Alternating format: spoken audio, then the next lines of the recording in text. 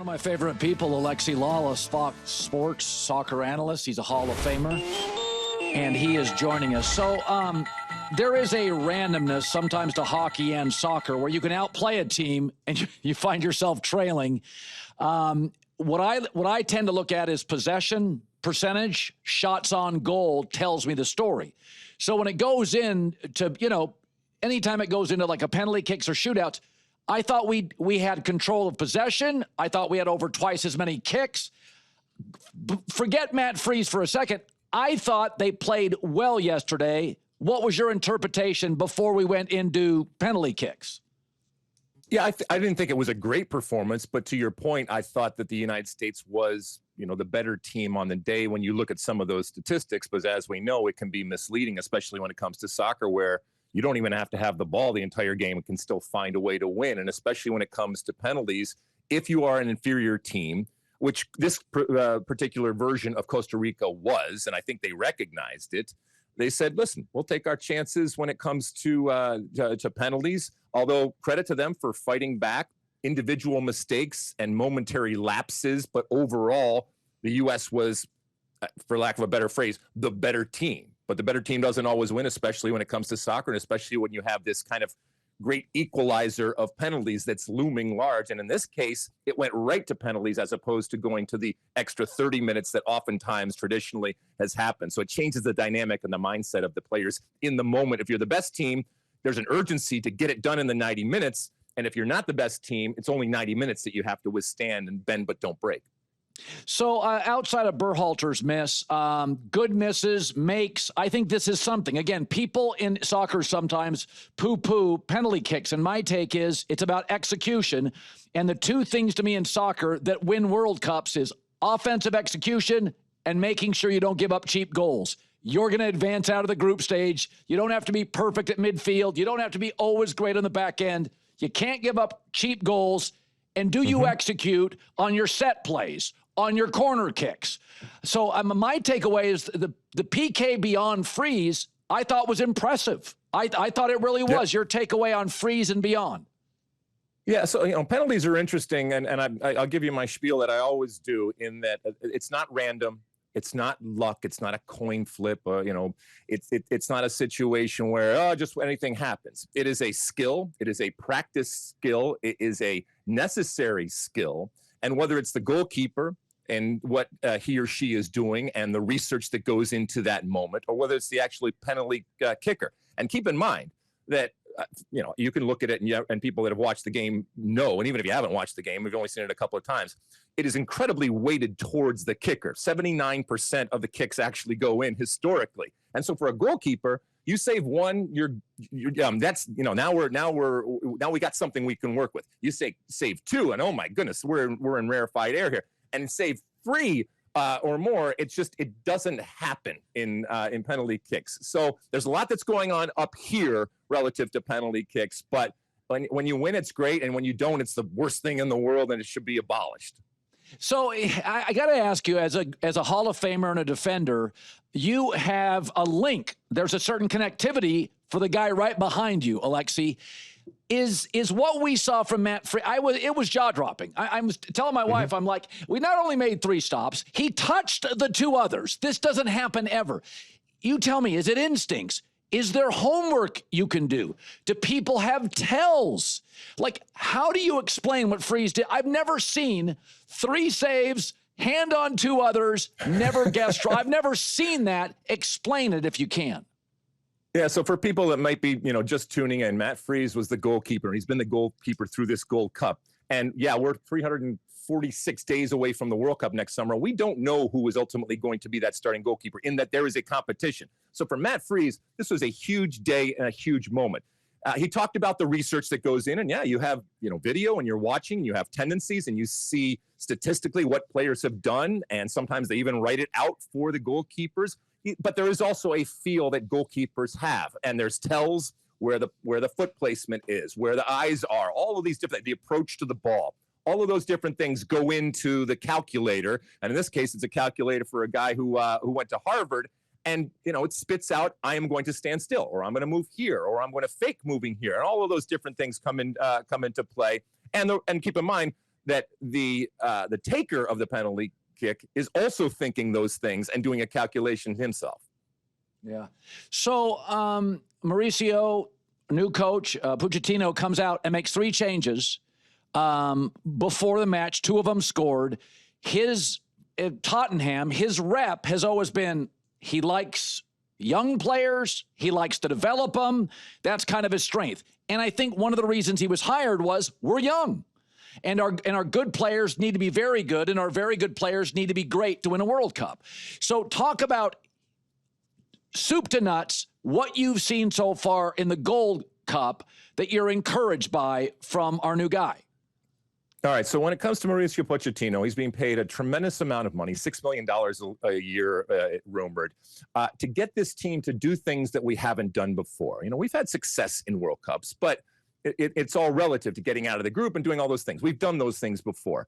To your point, and came on air talking about the talent that we have as a generation right now, and maximizing that talent. I think what we've seen through this Gold Cup is a Mauricio Pochettino who has had to deal with the Pulisic situation at the beginning and some of the drama off the field. I think he got through that, and I think he kind of established himself as a new sheriff in town. I think at times he bit his tongue for some of the craziness or ridiculousness that he saw relative to whether it's Pulisic or others and that attitude. But I also think what you've seen is a coalescence of this new group.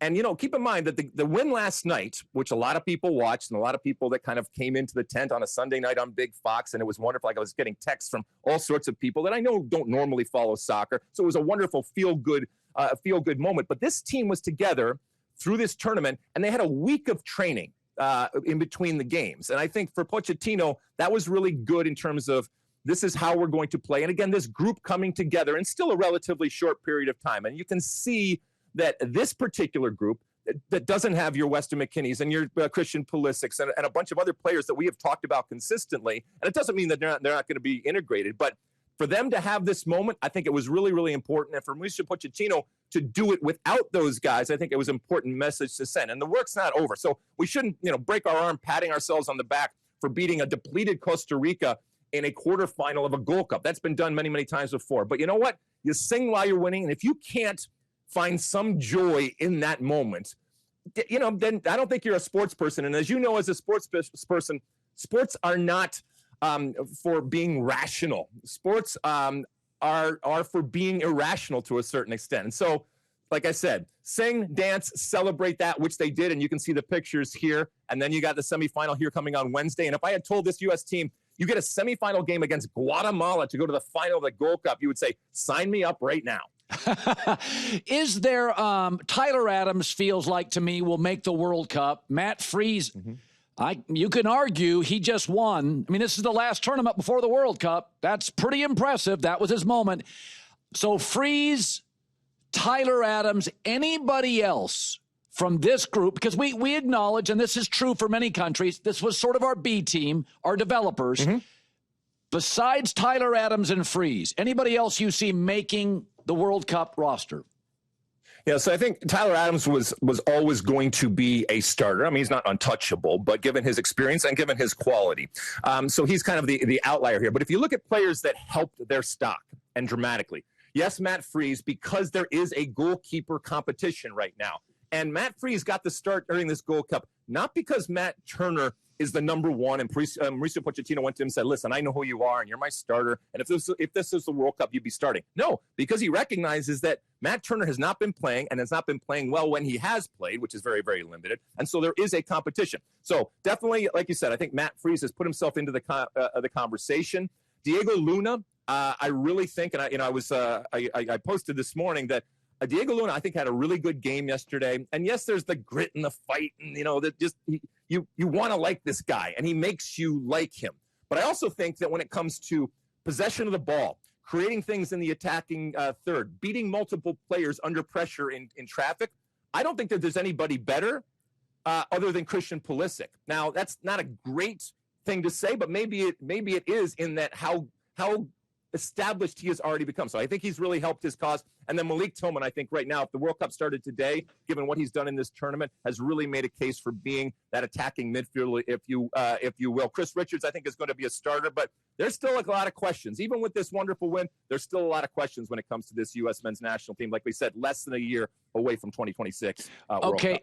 Okay, and finally on this, because we know we have arguably 6 of our top 7 players will be on the World Cup roster that weren't here. Because I tend to believe, even though this is 11 months out from the World Cup, I do think performing well, inertia, man, I don't care if you're a political party or a team, winning changes the way you think, the inertia, the movement. So I do think winning this, or at least getting to the finals, does matter.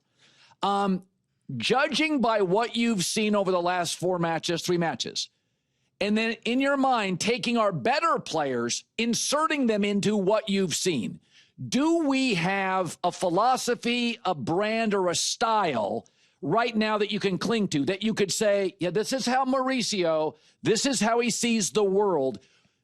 Tell me what we are today with 6 or 7 other elite players coming.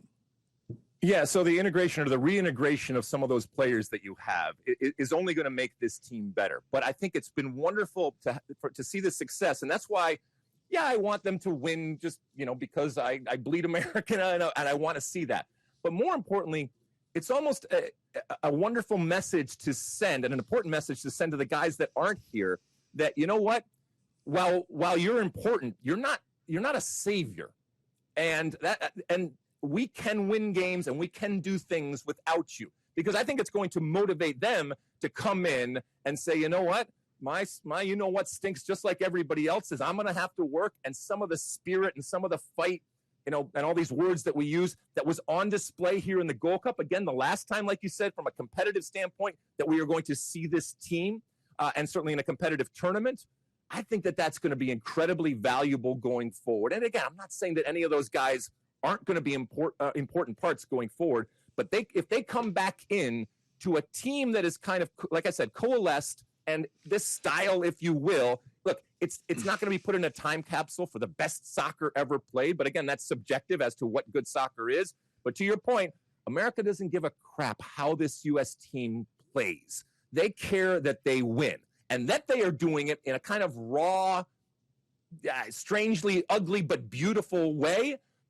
I think that resonates with people, but ultimately it's about winning, whether it's the Gold Cup, whether it's any of the games leading up, and then more importantly, next summer, doing things we haven't seen before and winning. Nobody's going to stand on principle in terms of, quote, beautiful soccer if this team finds a way to do great things come next summer in the World Cup.